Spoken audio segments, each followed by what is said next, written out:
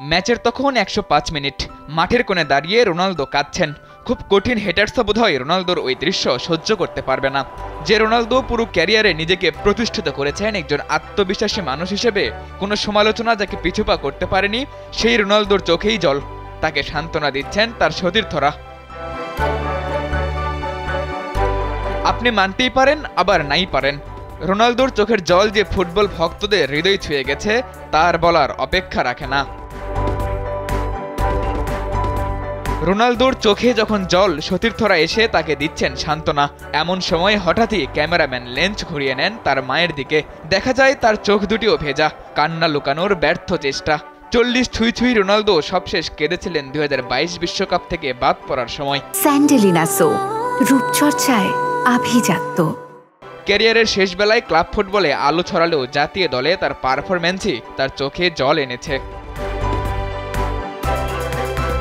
ইউরোর শেষ ১৬ ম্যাচে নিজেদের থেকে যোজন যোজন পিছিয়ে থাকা স্লোভেনিয়ার মুখোমুখি হয় পর্তুগাল।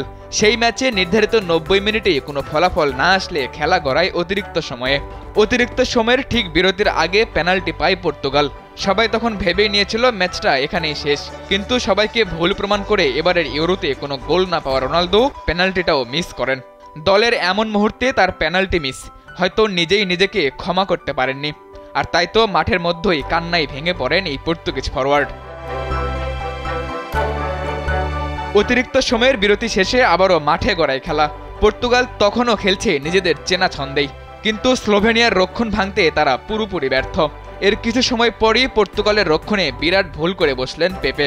এবারের ইউরোই সবচেয়ে বেশি বয়সী খেলোয়াড়ের রেকর্ড করা ৪১ বছর বয়সী পেপের ভুলে বল পেয়ে যান Slovenia forward Benjamin Sesko.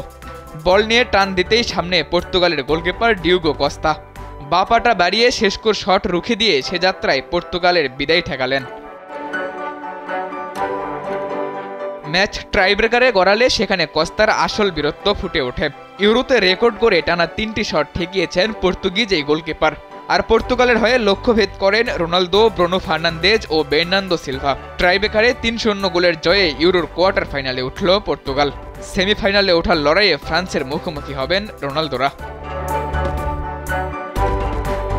সাদাতুর Rafi, কালবেলা।